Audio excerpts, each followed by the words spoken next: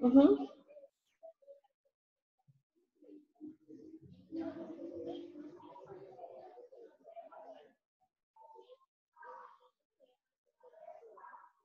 Não, ontem nós vimos, é porque eu segui uma ordem diferente da apostila que eu achei melhor eu mudar um pouquinho a sequência. Então, nós vimos as características das angiospermas, né? Então, eu falei para vocês das características principais das angiospermas. Aí, eu passei para vocês a estrutura da folha, e a gente viu o aparelho reprodutor feminino, o aparelho reprodutor masculino. Depois, eu falei para vocês um pouquinho da... Oi?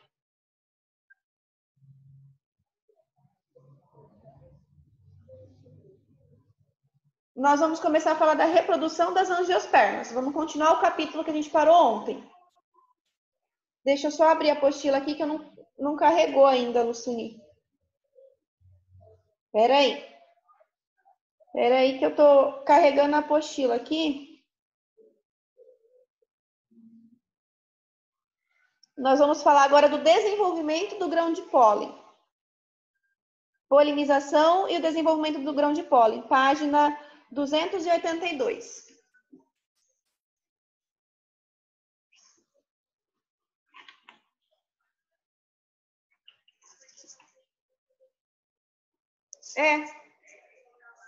Uhum. Então, na verdade, vocês vão ter que falar de tudo mesmo, né?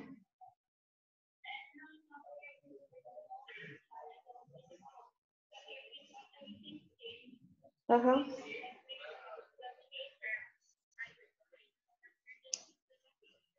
Pessoal, na verdade, eu vou passar uma sequência um pouquinho diferente da apostila. E antes da gente falar da polinização propriamente dito, eu vou falar da formação dos gametas em si, tá? Então, eu preciso que vocês prestem bastante atenção no como eu vou estar explicando aí, para ficar depois mais fácil para vocês entenderem o desenvolvimento dessa reprodução, tá? Oi, vou. É que eu tô gravando tô gravando a aula no programa de gravação, tá? Ô, pessoal, aí na escola, Lu, tá dando para ouvir beleza? Tá dando para ouvir certinho aí na escola? Eles estão me ouvindo bem? Mas e na escola? Lu, você tá me ouvindo bem aí? Oi? Oi? 282. Isso.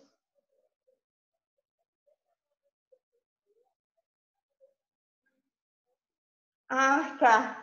Mas, Luceni, eu não estou seguindo muito bem essa sequência da apostila, porque eu estou colocando um pouquinho de matéria a mais aí no meio. Então, por isso que eles têm que prestar bastante atenção na... Isso, eles têm que prestar atenção na explicação. Eles estão conseguindo me ouvir bem? Tá ok, então.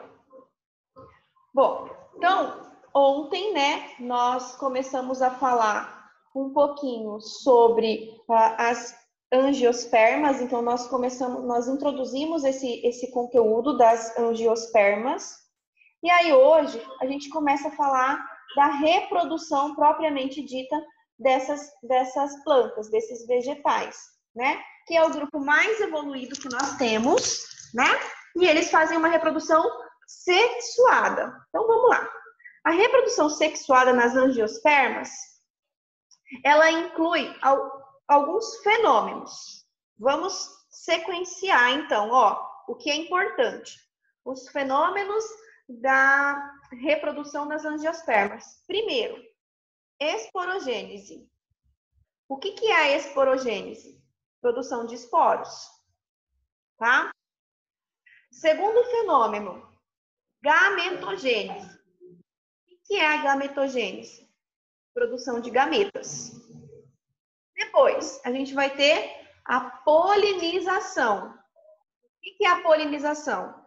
Quando o grão de pólen, que é o gameta masculino, vai até o gameta feminino e ocorre a fecundação, que é o quarto fenômeno. Aí, depois da fecundação, o que a gente vai ter? O desenvolvimento da semente e do fruto, tá? Então, nós temos 5 fenômenos importantes aí para dar início à reprodução dessas angiospermas. Esporogênese, produz esporos. Gametogênese, que produz gametas. Polinização, que é o transporte do grão de pólen até o aparelho reprodutor feminino. Fecundação, seguido do desenvolvimento da semente e do fruto, ok? Bom, então vamos começar falando primeiro, nesse primeiro momento, vamos falar então da esporogênese e da gametogênese. Se vocês se perderem, se vocês não entenderem, vocês me param, que eu volto e explico de novo, tá? Como eu sempre estou fazendo um comparativo, então vamos lá, ó. A partir das pteridófitas, quem vai ser a fase? O esporófito, né? Então, lá nas briófitas, quem era a fase duradoura era o gametófito. O único grupo vegetal que tem como fase duradoura o gametófito. A partir de pteridófita, o esporófito já é a nossa fase duradoura. Então, a fase esporóftica, no ciclo de vida dessas plantas, passa a ser a fase dominante. Ela que vai dominar todo o ciclo. E ela representa toda a vida do indivíduo, tá? Nas angiospermas, a produção das flores representa o estado final da maturação desse esporófito. Então, quando ela já está lá na produção das flores, ela está na fase de maturação final desse esporófito. Aí, no grupo anterior que nós estudamos, nós já vimos a questão dos microsporângios e dos macrosporângios, que nós já vimos lá nas gimnospermas. Continuamos nisso aqui agora, tá? Então, vamos lá. Muita atenção agora no que eu vou falar. Durante, então, o processo de microsporangênese, que é a produção dos micrósporos, tá? Então, que acontece onde? Os micrósporos, eles estão sendo produzidos lá nas anteras do aparelho reprodutor masculino. Oi.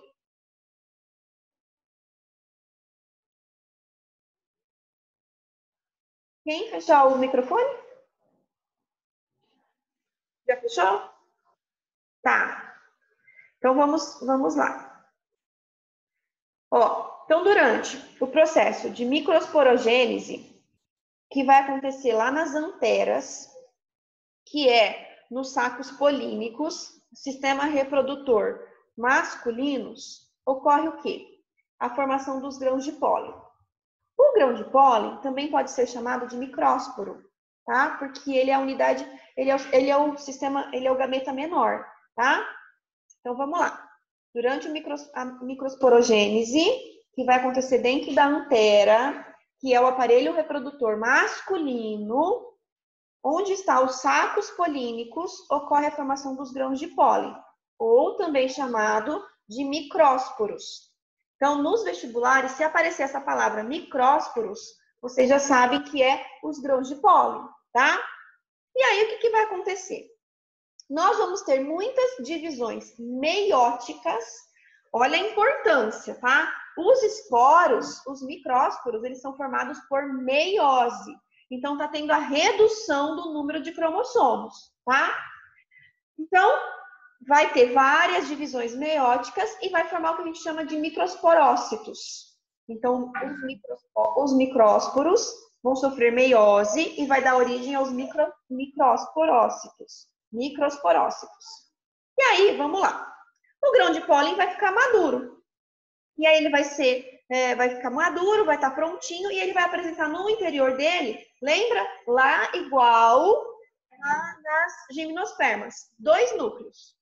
Um vegetativo e um germinativo. Oi?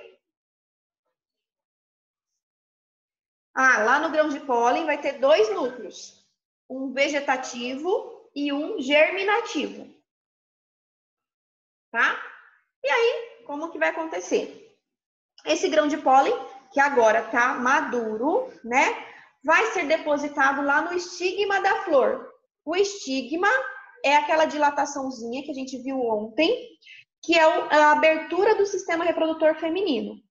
Então, esse grão de pólen vai entrar e ele começa a formar o que a gente chama de tubo polínico. No tubo polínico, o núcleo germinativo ele vai se dividir e o núcleo espermático ele vai formar os gametas. Aí, o que a gente vai ter? Esse gameta vai chegar lá na oosfera e vai fecundar a oosfera e vai dar origem a um gameta, a um zigoto, desculpa. Então, nós temos aí os microsporângios deram origem à formação dos grãos de pólen. Os grãos de pólen sofreram muitas meioses e formaram os microsporócitos, tá? Que correspondem ao grão de pólen maduro. O grão de pólen maduro tem dois núcleos, um vegetativo e um núcleo germinativo. O núcleo germinativo ele se divide e forma o gameta, que vai fecundar a oosfera. O núcleo vegetativo ele se degenera. Dúvidas? Entenderam? Ficou claro? Tá. Então, isso para o sistema reprodutor masculino. Mas lembra que a planta tem os dois sistemas, né? Então, vamos falar um pouquinho do sistema reprodutor feminino agora. Feminino pequeno, masculino grande. Então, agora a gente tem a megasporogênese. Megasporogênese, então mega, de grande. E aí, esse processo, ele é responsável pela formação do óvulo. Que vai estar onde? Onde que a gente vai ter o óvulo? Dentro do sistema reprodutor feminino.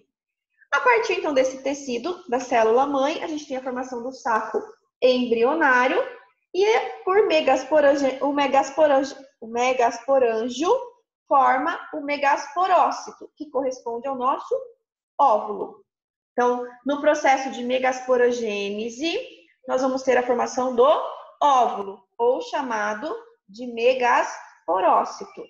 Tranquilo? Sim? Tá. Vai sofrer meiose também, tá? Não é formado por mitose, é formado por meiose. E durante essa formação da meiose, nós vamos ter a formação, então, do saco embrionário, e dentro do saco embrionário a gente vai ter o óvulo maduro. E aí, essa parte é muito importante. No saco embrionário, nós vamos ter 7 células. Então, dentro do saco embrionário, das angiospermas, nós temos 7 células. Vamos lá, prestem atenção. Temos 3 antípodas. Temos 2 sinérgides.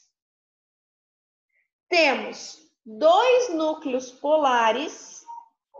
E na parte central está o gameta, que é a oosfera. Então, esse tubo polínico que se formou lá com aquele gametinha para chegar na oosfera, ele vai atravessar todo esse saco embrionário.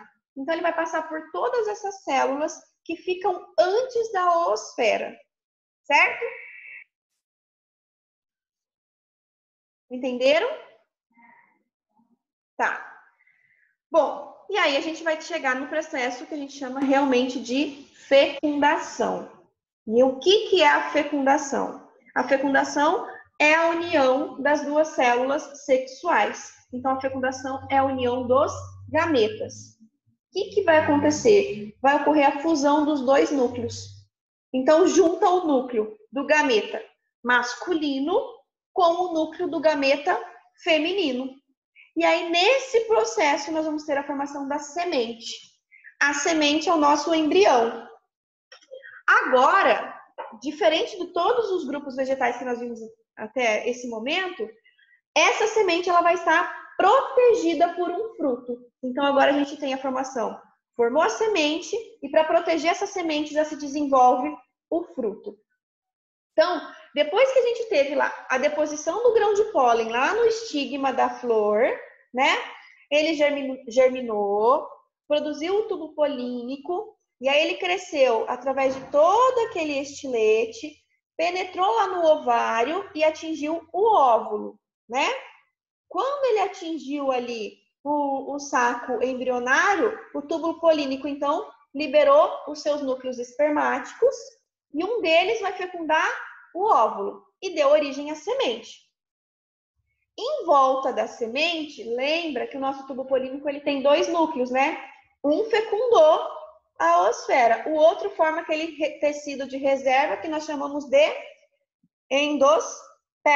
Lembra que o nosso endosperma está lá responsável para nutrir todo o embrião durante o processo de sua fecundação. Como isso aconteceu? Nós falamos que a fecundação nas angiospermas, ela é dupla. E isso é um caráter exclusivo das angiospermas, tá? Por que é dupla fecundação? Porque no saco embrionário vai desencadear uma série de mudanças no óvulo ali, e aí vai formar um tecido 3N. Então, ali a gente tem um endosperma 3N, por isso que ele é uma tripla, um tecido que faz uma dupla germinação. E ao invés de ser 2N, ele é 3N. Tranquilo? Mesmo? Tá. E aí? Formou a semente, formou o fruto. E para que servem as flores? Quem sabe me dizer? Qual foi a função da flor aí? Alguém se arrisca? O que vai acontecer aí com a flor após essa fecundação? Normalmente vocês já pararam para observar que a flor ela tá linda. Aí quando o fruto nasce, o que acontece com a flor? Ela cai. Exatamente. Então olha que interessante, né? Após a polinização e a fecundação, a flor sofre uma modificação extraordinária. Então a flor ela sofre uma mudança muito grande, né? Então de todos os componentes que nós vimos até agora, acaba sobrando apenas aquele pedúnculo. Então só sobra o pedúnculo e o ovário, que é onde está aquela dilataçãozinha da flor, né? Todo o restante da flor se degenera. Todo o restante da flor morre. E aí o que acontece? O ovário vai sofrer as suas modificações, vai sofrendo as suas modificações, as suas divisões, e agora ele vai se desenvolver em um fruto. Então, o que nós comemos? Quando você está comendo aquele fruto suculento, você está comendo o ovário desenvolvido da flor, tá? E no interior do ovário, o que a gente tem? Nós temos os óvulos, não é? Mas os óvulos viraram sementes. Então, a flor, ela é fundamental no processo de reprodução, porque ela atraiu os polinizadores, ela fez todo o seu processo de atração no processo de polinizar. Mas quando ela é fecundada, todas as suas estruturas se desintegram. Sobra somente o ovário. Esse ovário que se desenvolve em um fruto para proteger as sementes, tá? Então, vamos lá. O que é a grande novidade das angiospermas em termos de reprodução? Qual que é o que não tinha aparecido até agora e a gente só está vendo agora nas angiospermas? Qual que é a grande inovação? Os frutos, exatamente. E essas flores completas, isso mesmo, Hanna. Então, a grande inovação em termos de reprodução é a presença dos frutos e dessa flor completa, tá? Então, os frutos, eles serão a proteção e também o veículo de dispersão da semente madura, né? Por quê? A semente, ela é portadora do embrião de um indivíduo jovem. E para fechar o ciclo, esse indivíduo jovem precisa encontrar o substrato para germinar. E como que acontece isso? Quando os agentes polinizadores, os animais, os pássaros, os morcegos vão lá, se alimenta desse fruto e aí engole essa semente. a semente atravessa todo o trato digestório desses animais intacta. E quando eles vão para outras regiões que eles vão defecar, aí acaba saindo a semente junto e aí vai germinar em locais distintos, diferentes e distantes da planta que lhe deu origem. E aí a gente tem a dispersão das sementes e também a dispersão das espécies em territórios distantes. Certo? Pessoal aí da escola, tranquilos? Estão conseguindo me acompanhar? Sim? Ótimo. Então tá. Muito do que eu tô falando para vocês não está na apostila aí agora, tá? Então eu já tô ampliando essa parte da reprodução das angiospermas. Só que daí eu quero que contenha isso que eu tô falando no resumo de vocês, tá? Bom, vamos continuar então falando agora dessa questão da reprodução. Bom, a semente é o óvulo modificado e desenvolvido, né? Toda a semente, ela tem aquele envoltório que pode ser mais ou menos rígido, né? Então depende do tipo da semente. Quando a gente pega uma semente de pêssego, ela tem um envoltório muito rígido. Se a gente pega uma semente de maçã, o envoltório dela é bem fininho, né? Então, um embrião inativo daquela futurinha planta, ele tem aquele material de reserva, que a gente chama de endosperma, ou o endosperma, ele pode ser chamado também de albúmen. Essa nomenclatura, ela não é muito utilizada nas apostilas, mas costuma cair bastante nos vestibulares, tá? Então, o endosperma também pode ser de albúmen. Então, a semente, ela tá com o embrião inativo, tá? Só que daí, esse embrião, ele vai germinar, ele vai se desenvolver. Quando? Ele é muito esperto. Esse embrião, ele só desenvolve-se quando ele encontra condições ambientais favoráveis. E o que são essas condições ambientais favoráveis? A umidade, né? Então, ele precisa encontrar a umidade relativa adequada. Por quê? Quando tem a umidade, a semente vai ser hidratada e aí ela vai germinar. Então, a semente, ela é muito inteligente. Ela consegue perceber bem certinho o ambiente em que ela vive. E aí, ontem, eu falei para vocês da importância dos cotilédones. E eu vou voltar a falar agora desse cotilédone para vocês. Lembra que a gente tem as monocotiledôneas, que tem um único cotilédone, que não abre, né? Então ela é fechadinha assim. E as dicotiledôneas, que tem 2 cotilédones e elas abrem. Bom, então todo embrião dentro da semente da angiosperma, ele tem um eixo formado por 2 extremidades, independente se tem 1 ou 2 cotilédones, tá? Ele tem um eixo formado por 2 extremidades, sempre. E o que a gente tem aí dentro desse embrião? A radícula. O que vai ser a radícula? A primeira estrutura que vai sair do embrião quando começa a germinação. Então, a gente tem a radícula, cresce para baixo. E o caulículo. O que vai ser o caulículo?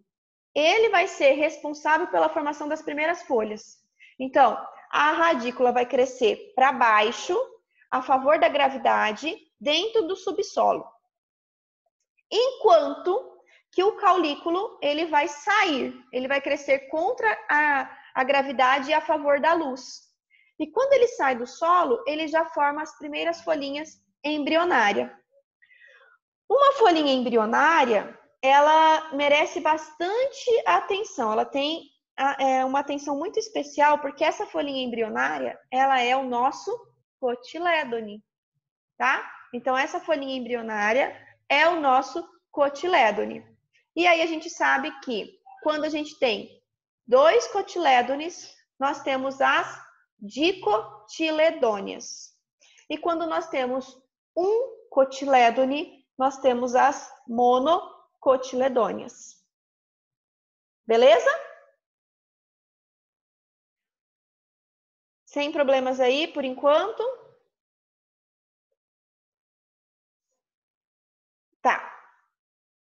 Então, quanto à reprodução, é isso que eu tinha para falar para vocês nesse primeiro momento.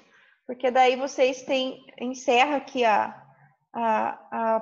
apostila de vocês, esse capítulo, e aí a gente já vai para os exercícios. Vocês já fizeram para mim o módulo 39?